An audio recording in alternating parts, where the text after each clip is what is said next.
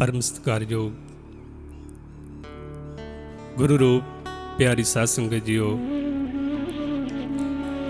साहिब श्री गुरु नानक देव जी दियां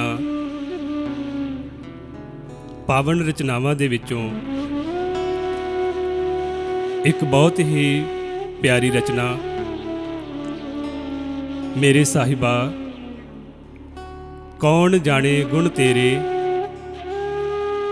कहे न जाने औगण मेरे, जो कि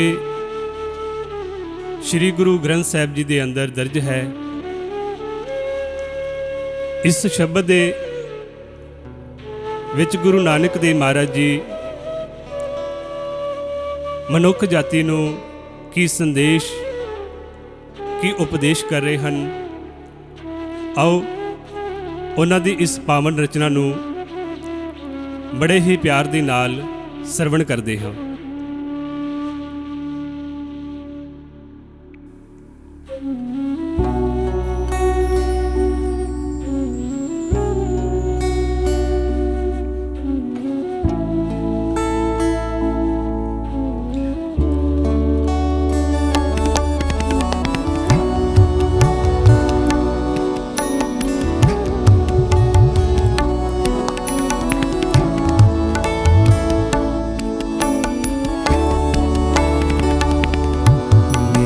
साहिबा मेरे साहिबा कौन जाने गुण तेरे, मेरे साहिबा मेरे साहिबा कौन जाने गुण तेरे, कहे न जानी औगण मेरे, कहे न जानी औगण मेरे, मेरे साहिबा मेरे साहिबा कौन जाने गुण तेरे, मेरे साहिबा मेरे साहिबा।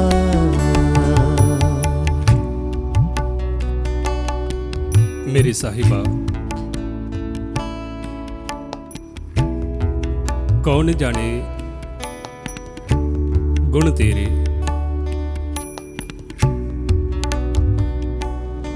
कहे न जाने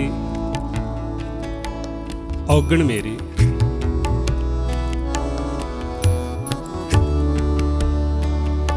श्री गुरु नानक देव जी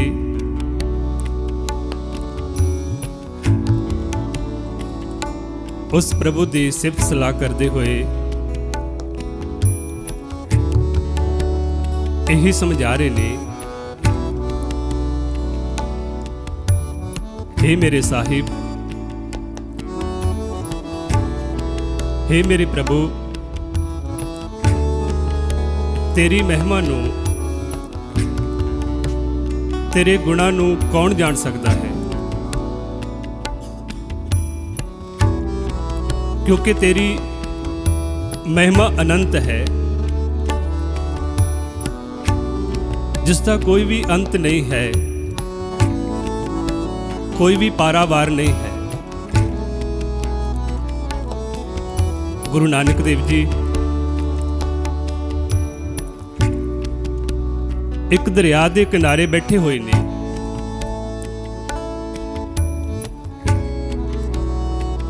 और उन्हां दा ध्यान दरिया दे विच तैर रही एक मच्छी दे वल जांदा है।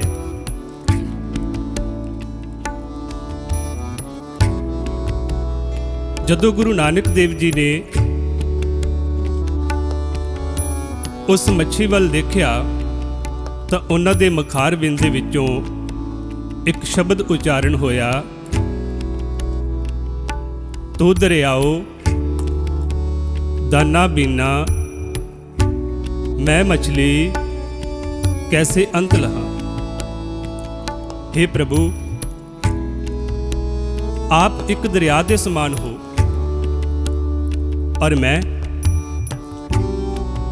एक मछली की तरह हाँ। जिवें मछली दरिया का अंत नहीं पा सकती, इसी तरह हे प्रभु मैं भी आप दी महिमा दा, आप दे गुणा दा अंत नहीं पा सकता, क्योंकि आप दे अंदर बहुत सारे गुण हैं जो गिने नहीं जा सकते। हे प्रभु जिवें आप दे गुण नहीं गिने जा सकते, कहे ना जाने औगण मेरे। हे प्रभु मेरे औगणों नूं भी गिनिया नहीं जा सकता, क्योंकि मेरे अंदर इन्ने औगण हैं। जेता समुंद सागर नीर भरिया, तेते औगण हमारे। जिन्ना समुंदर दे विच पानी है, इन्ने मेरे अंदर औगण हैं। दया करो किछ मेहर उपावो, डुबदे पत्थर तारे। हे प्रभु आप तो डुबदे हुए पत्थरां नूं भी तार सकते हो, इसलिए आप मेरे उपर दया करो, मेरे औगणा नूं, मेरे पाप कर्मां नूं खत्म कर दिओ। सजनों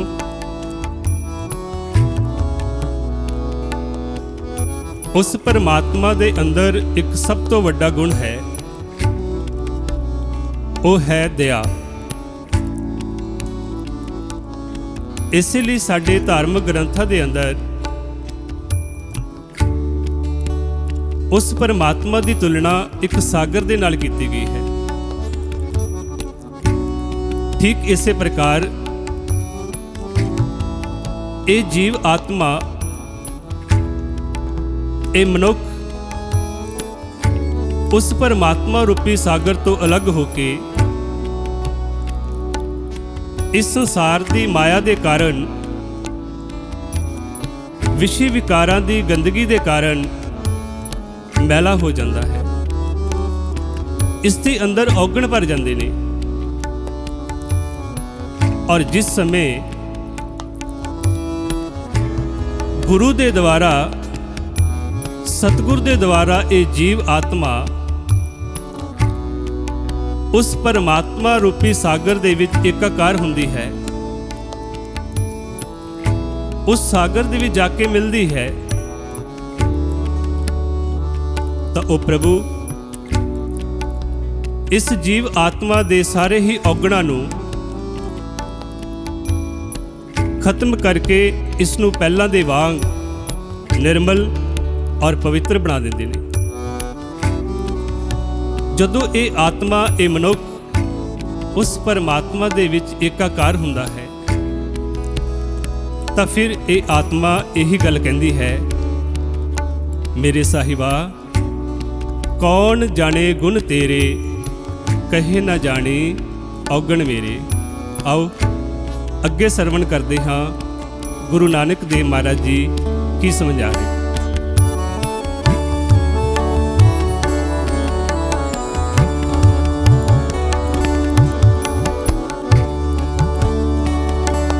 कत की माई बाप कत केरा, किदू थावो हम आए। अग्न बिंब जल पीतर निपजै, काहे कम उपाए। केते रुख बिरख हम चीने, केते पशु पाए। केते नाग कुली में आए, केते पंखी उड़ाए। कौन जाने गुण तेरे, जाने गुण तेरे मेरे साहिबा, मेरे साहिबा। कौन जाने गुण तेरे मेरे साहिबा, मेरे साहिबा।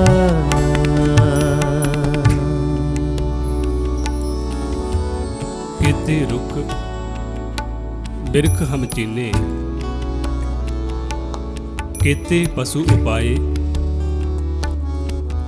केते नाग कुली में आए, केते पंख उड़ाए। इस पंक्ति के अंदर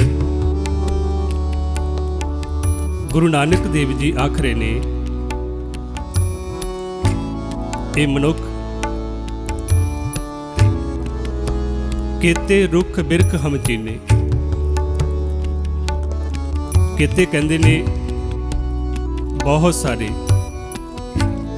अनेकां ही। ये मनुख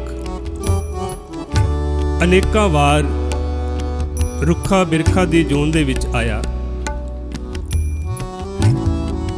केते पशु उपाए, कई जन्मां दे विच ये पशु बनिया। केते नाग कुली में आए, कई बार ये सप्पां दियां कुलां दे विच आया। केते पंख उड़ाए, कई बार ये पंछी बन बन इस संसार दे विच उड़दा रहा। साध संगत जी, बहुत वड्डी गल कह रहे ने धन गुरु नानक देव जी इस शब्द के अंदर।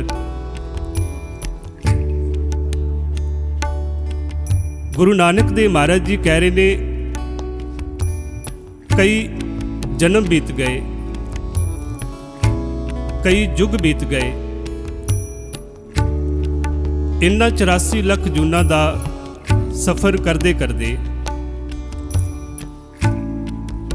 ये हुण परमात्मा ने इसनूं एक समा दिता है, एक अवसर दिता है। कत की माई बाप कत केरा, किदू थावो हम आए। अगन बिंब जल बीतर निपजै, काहे कम उपाय। माता पिता द्वारा ये मनुख इस संसार दे विच आया। काहे कम उपाय, केड़ा कम करने वास्ते। और साडे महापुरुष सानू वो कम भी दसते हैं। वो कम है गुर सेवा ते भगत कमाई, तब यह मानस देही पाई। गुरु की सेवा और परमात्मा की भगती करने के लिए ही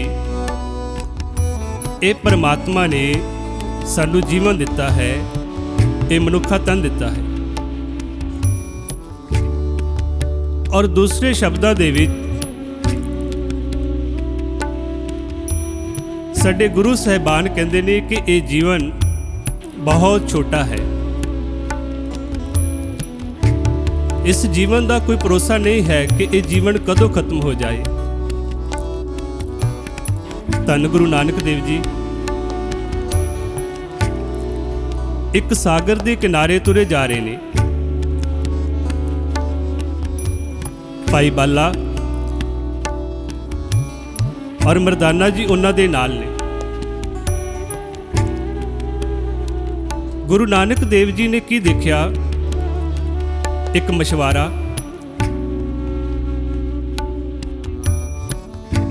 जिसने सागर दे विच जाल विछाया होया है। जदों उस मछुआरे ने वो जाल सागर दे विचों बाहर कढ़िया ਤਾਂ ਉਸ ਦੇ ਵਿੱਚ ਅਨੇਕਾਂ ਹੀ ਮਛਲੀਆਂ ਫਸੀਆਂ ਹੋਈਆਂ ਸਨ।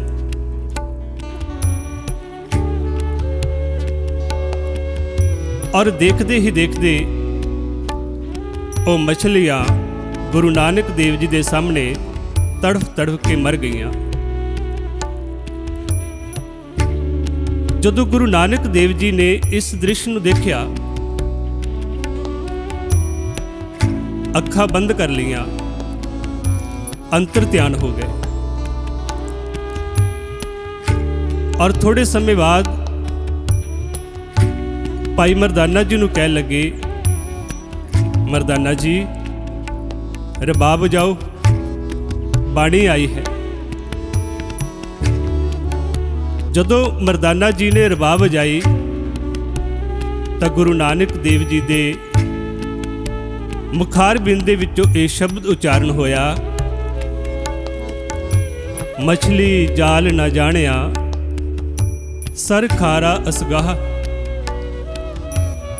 ਅਤ ਸਿਆਣੀ ਸੋਹਣੀ ਕਿਉਂ ਕੀਤੋ ਵੈਸਾਹ,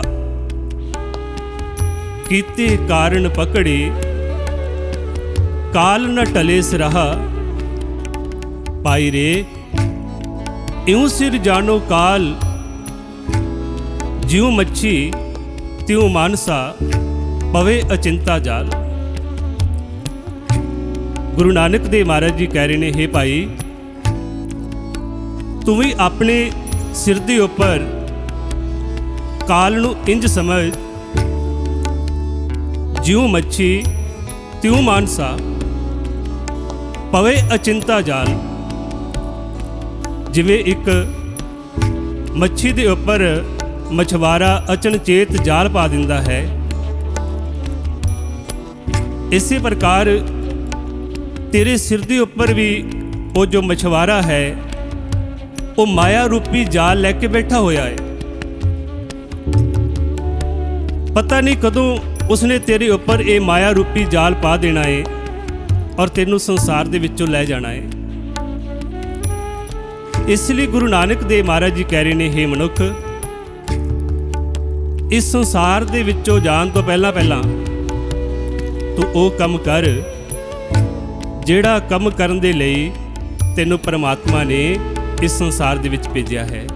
ਆਓ ਅੱਗੇ ਸਰਵਣ ਕਰਦੇ ਹਾਂ ਗੁਰੂ ਨਾਨਕ ਦੇਵ ਮਹਾਰਾਜ ਜੀ ਕੀ ਆਖ ਰਹੇ ਨੇ।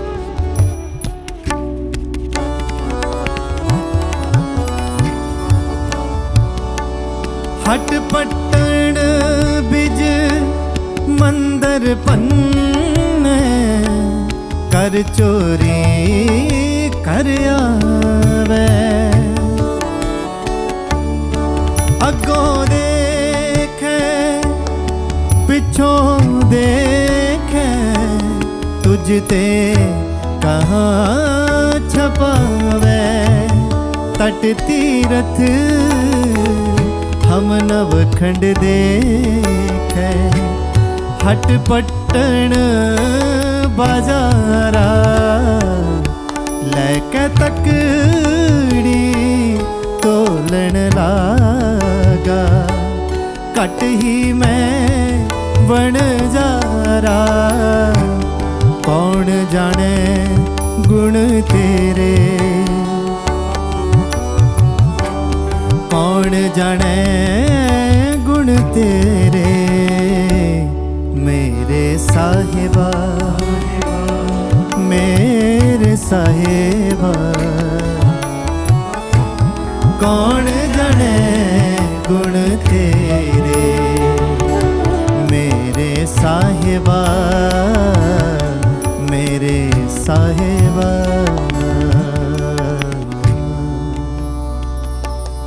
ਹਟ ਪਟਨ ਬਿਜ ਮੰਦਰ ਪੰਨੇ, ਕਰ ਚੋਰੀ ਕਰ ਆਵੇ, ਅੱਗੋਂ ਦੇਖੈ ਪਿੱਛੋਂ ਦੇਖੈ, ਤੁਝ ਤੇ ਕਹਾਂ ਛਪਾਵੇ। ਇਸ ਪੰਕਤੀ ਦੇ ਅੰਦਰ ਗੁਰੂ ਨਾਨਕ ਦੇਵ ਜੀ ਸਮਝਾਉਂਦੇ ਨੇ ਕਿ ਜਦੋਂ ਇੱਕ ਚੋਰ ਚੋਰੀ ਕਰਦਾ ਹੈ ਨਾ, ਉਹ ਕਦੇ ਅੱਗੇ ਦੇਖਦਾ ਹੈ, ਕਦੇ ਪਿੱਛੇ ਦੇਖਦਾ ਹੈ, ਕਦੇ ਇੱਧਰ ਉੱਧਰ ਦੇਖਦਾ ਹੈ। ਕਿਤੇ ਮੈਨੂੰ ਕੋਈ ਦੇਖਤਾ ਨਹੀਂ ਰਿਹਾ। ਗੁਰੂ ਨਾਨਕ ਦੇਵ ਜੀ ਕਹਿੰਦੇ ਨੇ, ਹੇ ਮਨੁੱਖ, ਤੂੰ ਆਪਣੇ ਆਪ ਤੋਂ ਛੁਪਾ ਸਕਦਾ ਹੈ, ਦੂਸਰਿਆਂ ਤੋਂ ਵੀ ਛੁਪਾ ਸਕਦਾ ਹੈ, ਲੇਕਿਨ ਉਹ ਰੱਬ, ਉਹ ਪਰਮਾਤਮਾ ਜੋ ਹਰ ਸਮੇਂ ਹਰ ਪਲ ਤੈਨੂੰ ਦੇਖ ਰਿਹਾ ਹੈ, ਉਸ ਦੇ ਕੋਲੋਂ ਕਿਵੇਂ ਛੁਪਾ ਸਕਦਾ ਹੈ? ਉਹ ਤਾਂ ਅੱਗੋਂ ਦੇਖੈ, ਪਿੱਛੋਂ ਦੇਖੈ, ਤੁਝ ਤੇ ਕਾਹ ਛੁਪਾਵੈ। ਉਹ ਤਾਂ ਹਰ ਸਮੇਂ ਤੈਨੂੰ ਦੇਖ ਰਿਹਾ ਹੈ। ਉਹ ਤਾਂ ਤੇਰੇ ਹਰ ਇੱਕ ਕਰਮ ਨੂੰ ਦੇਖ ਰਿਹਾ ਹੈ ਜੋ ਤੂੰ ਕਰ ਰਿਹਾ ਹੈ।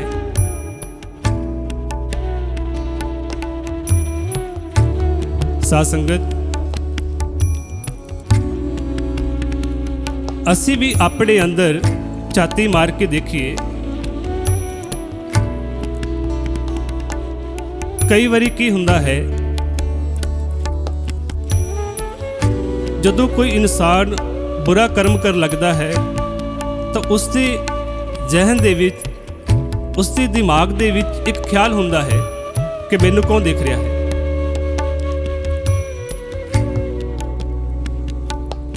ਔਰ ਇਸੇ ਹੀ ਅਗਿਆਨਤਾ ਦੇ ਕਾਰਨ ਉਹ ਸੰਸਾਰ ਦੇ ਵਿੱਚ ਬੁਰੇ ਕਰਮ ਕਰਦਾ ਹੈ। ਪਰ ਜਿਸ ਸਮੇਂ ਉਸ ਨੂੰ ਇਸ ਗੱਲ ਦਾ ਅਹਿਸਾਸ ਹੁੰਦਾ ਹੈ ਕਿ ਉਹ ਪਰਮਾਤਮਾ ਮੈਨੂੰ ਹਰ ਸਮੇਂ ਦੇਖ ਰਿਹਾ ਹੈ, ਤਾਂ ਉਹ ਮਨੁੱਖ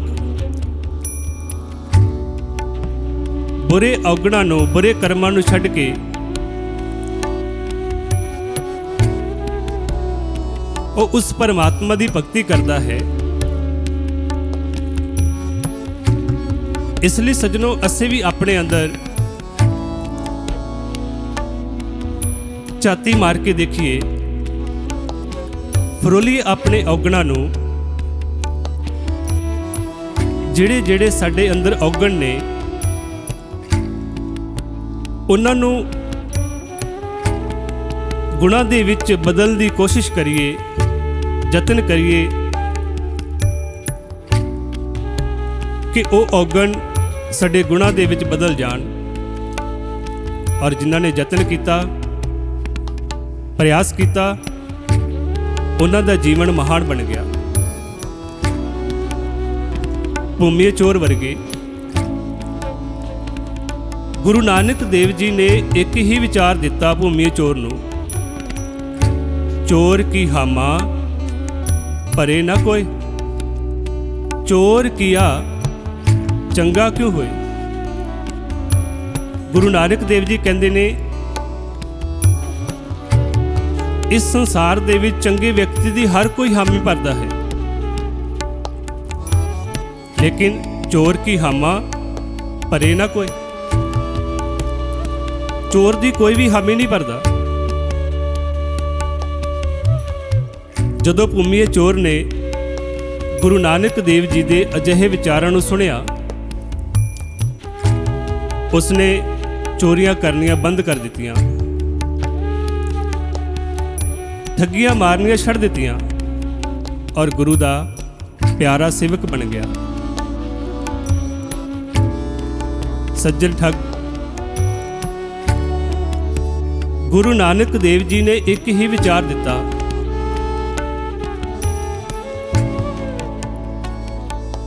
ਸੱਜਣ ਸੇਈ ਨਾਲ ਮੈਂ ਚਲਦਿਆਂ ਨਾਲ ਚਲਨ, ਜਿੱਥੇ ਲੇਖਾ ਮੰਗੀਏ ਤੱਥੇ ਖੜੇ ਦਸਨ। हे ਸੱਜਣ, ਨਾਮ ਤਾਂ ਤੇਰਾ ਸੱਜਣ ਹੈ, ਲੇਕਿਨ ਜੋ ਕਰਮ ਨੇ ਤੇਰੇ, ਉਹ ਸੱਜਣਾ ਵਾਲੇ ਨਹੀਂ ਨੇ। ਜਿਨ੍ਹਾਂ ਬੱਚਿਆਂ ਦੀ ਖਾਤਰ, ਜਿਨ੍ਹਾਂ ਭੈਣ ਭਰਾਵਾਂ ਦੀ ਖਾਤਰ, ਪਰਿਵਾਰ ਦੀ ਖਾਤਰ ਤੂੰ ਇਹ ਪਾਪ ਕਰਮ ਕਰ ਰਿਹਾ ਹੈ ਨਾ, ਅੰਤ ਸਮੇਂ ਕਿਸੇ ਨੇ ਵੀ ਤੇਰੇ ਨਾਲ ਨਹੀਂ ਖੜਨਾ। ਉਸ ਪਰਮਾਤਮਾ ਦੇ ਘਰ ਦੇ ਵਿੱਚ ਤੇਰੇ ਹੀ ਕਰਮਾਂ ਦਾ ਹਿਸਾਬ ਕਿਤਾਬ ਹੋਣਾ ਹੈ, ਲੇਖਾ ਜੋਖਾ ਹੋਣਾ ਹੈ, ਕਿਉਂਕਿ ਉਹ ਜੋ ਪਰਮਾਤਮਾ ਹੈ ਲੈ ਕੇ ਤੱਕੜੀ ਤੋਲਣ ਲੱਗਾ, ਘਟ ਹੀ ਮੈਂ ਵਣਜਾਰਾ। ਉਸਦੇ ਹੱਥ ਦੇ ਵਿੱਚ ਤਰਾਜੂ ਹੈ ਇਨਸਾਫ ਦਾ। ਉਸਨੇ ਜੋ ਵੀ ਤੇਰੇ ਕਰਮ ਨੇ, ਜੋ ਤੂੰ ਕੀਤੇ ਨੇ ਸੰਸਾਰ ਦੇ ਵਿੱਚ, ਉਹਦਾ ਹਿਸਾਬ ਕਿਤਾਬ ਮੰਗਣਾ ਹੈ। ਔਰ ਜਦੋਂ ਸੱਜਣ ਠੱਗਣੇ ਵੀ ਗੁਰੂ ਨਾਨਕ ਦੇਵ ਜੀ ਦੇ ਅਜਿਹੇ ਵਿਚਾਰਾਂ ਨੂੰ ਸੁਣਿਆ ਤਾਂ ਠੱਗੀਆਂ ਮਾਰਨੀਆਂ ਛੱਡ ਦਿੱਤੀਆਂ ਔਰ ਗੁਰੂ ਦਾ ਪਿਆਰਾ ਸੇਵਕ ਬਣ ਗਿਆ। ਸੱਜਣੋ, ਅੱਜ ਸਾਨੂੰ ਵੀ ਜ਼ਰੂਰਤ ਹੈ ਗੁਰੂ ਨਾਨਕ ਦੇਵ ਜੀ ਦੀਆਂ ਸਿੱਖਿਆਵਾਂ ਨੂੰ ਆਪਣੇ ਜੀਵਨ ਦੇ ਵਿੱਚ ਧਾਰਨ ਕਰੀਏ ਔਰ ਆਪਣੇ ਜੀਵਨ ਨੂੰ ਸਫਲ ਬਣਾਈਏ। ਆਓ ਅਖੀਰਲੀਆਂ ਪੰਕਤੀਆਂ ਦੇ ਵਿੱਚ ਗੁਰੂ ਨਾਨਕ ਦੇਵ ਜੀ ਕੀ ਸਮਝਾ ਰਹੇ ਨੇ, ਆਓ ਸਰਵਣ ਕਰਦੇ।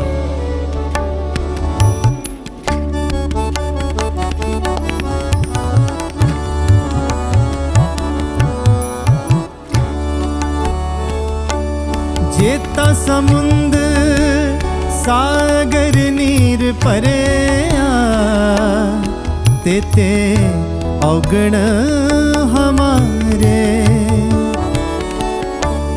दया करो किछ मेरे उपावो, डुबदे पत्थर तारे। जियड़ा अगन बराबर तपे, पीतर बगे काती। प्रणवत नानक हुक्म पछाणे, सुख होवे दिन राती। कौन जाने गुण तेरे, कौन जाने गुण तेरे। मेरे साहिबा, मेरे साहिबा, कौन जाने गुण तेरे। मेरे साहिबा, मेरे साहिबा, कौन जाने गुण तेरे। मेरे साहिबा, मेरे साहिबा। ਜਿਹੜਾ ਅਗਨ ਬਰਾਬਰ ਤਪੈ, ਪੀਤਰ ਵਗੈ ਕਾਤੀ। ਪ੍ਰਣਵਤ ਨਾਨਕ ਹੁਕਮ ਪਛਾਣੈ, ਸੁਖ ਹੋਵੈ ਦਿਨ ਰਾਤੀ।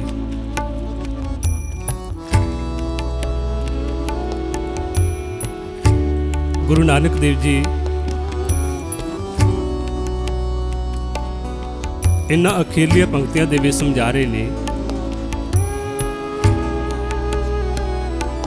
ਕਿ ਜੇਕਰ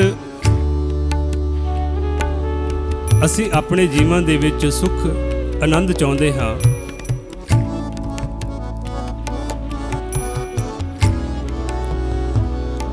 ਹਾਂ ਕਿ ਸਾਡਾ ਜੀਵਨ ਸੁਖਮਈ ਬਣ ਜਾਏ, ਆਨੰਦਮਈ ਬਣ ਜਾਏ,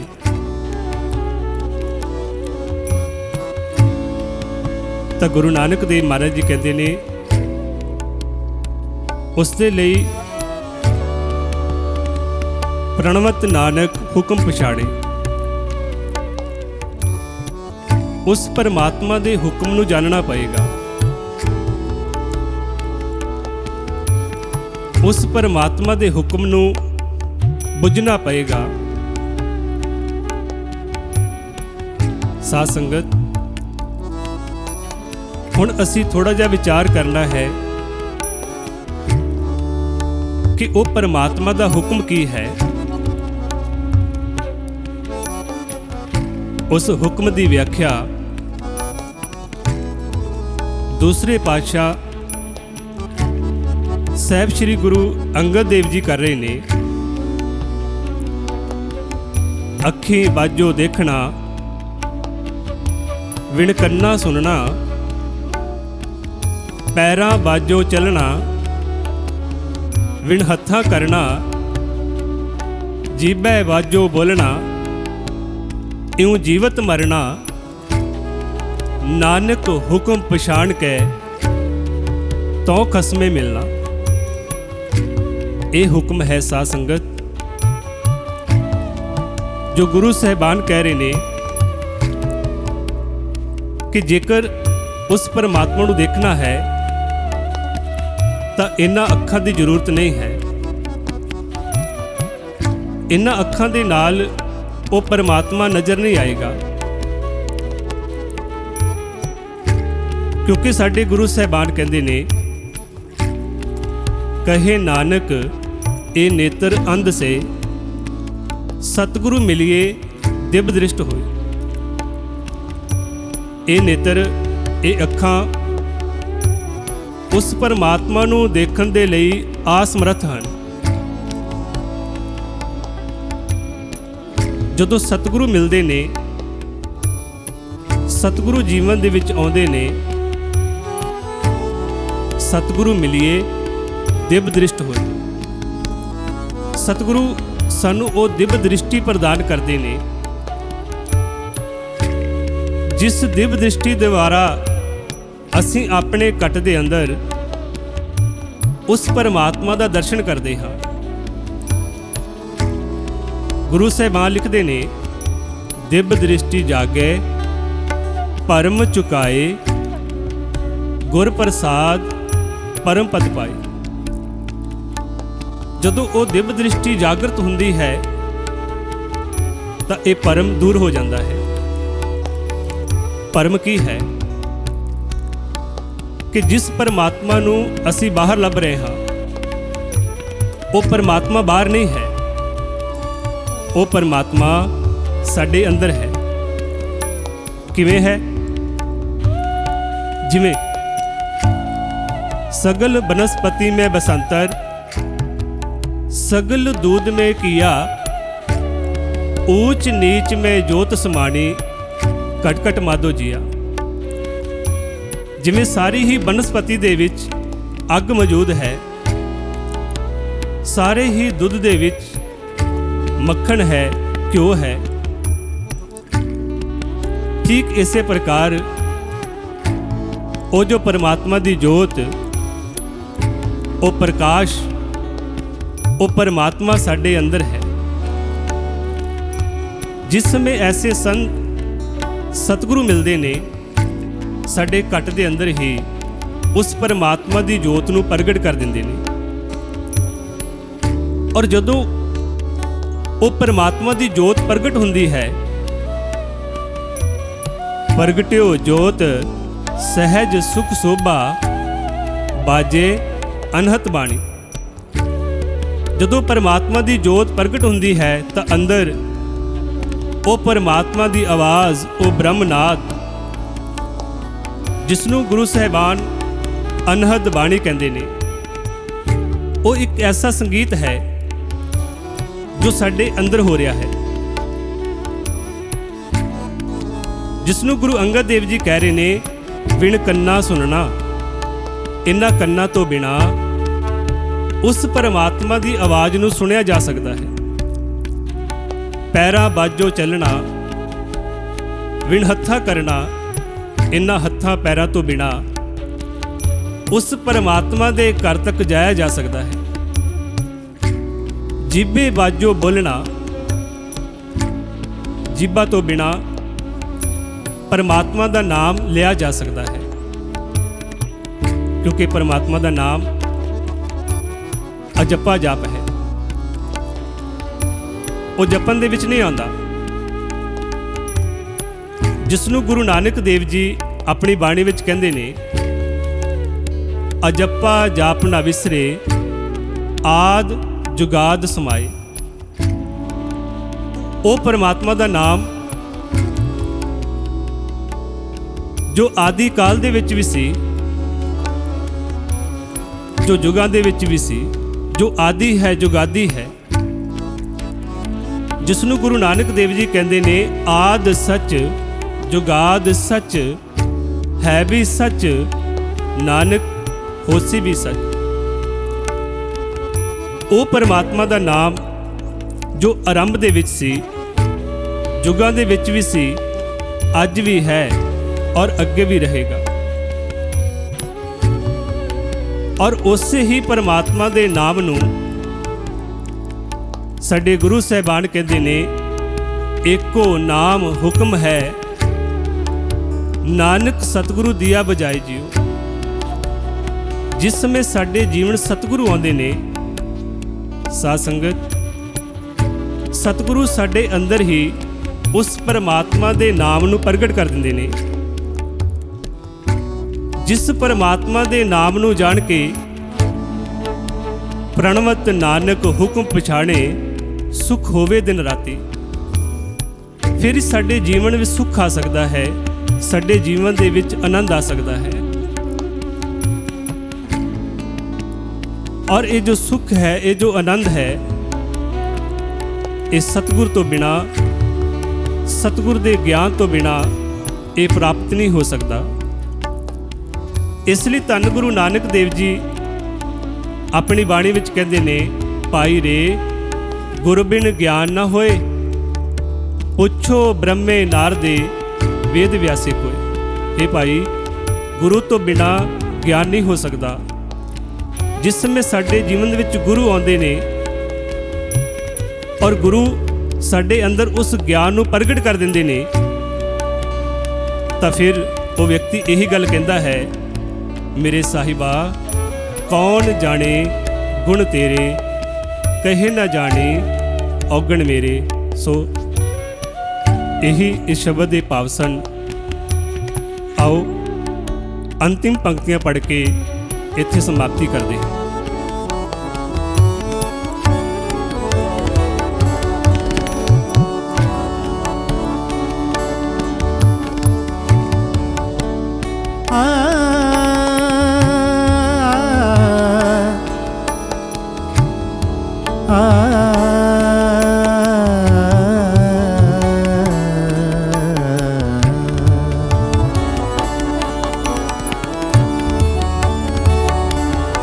ਮੇਰੇ ਸਾਹਿਬਾ,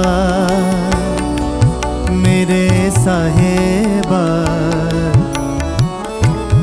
ਕੌਣ ਜਾਣੇ ਗੁਣ ਤੇਰੇ। ਮੇਰੇ ਸਾਹਿਬਾ, ਮੇਰੇ ਸਾਹਿਬਾ, ਕੌਣ ਜਾਣੇ ਗੁਣ ਤੇਰੇ।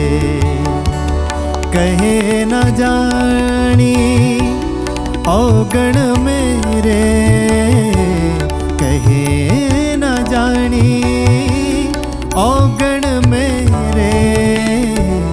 ਮੇਰੇ ਸਾਹਿਬਾ, ਮੇਰੇ ਸਾਹਿਬਾ, ਕੌਣ ਜਾਣੇ ਗੁਣ ਤੇਰੇ। ਮੇਰੇ ਸਾਹਿਬਾ, ਮੇਰੇ ਸਾਹਿਬਾ, ਕੌਣ ਜਾਣੇ ਗੁਣ ਤੇਰੇ। ਮੇਰੇ ਸਾਹਿਬਾ, ਮੇਰੇ ਸਾਹਿਬਾ, ਮੇਰੇ ਸਾਹਿਬਾ, ਮੇਰੇ ਸਾਹਿਬਾ, ਮੇਰੇ ਸਾਹਿਬਾ, ਮੇਰੇ ਸਾਹਿਬਾ।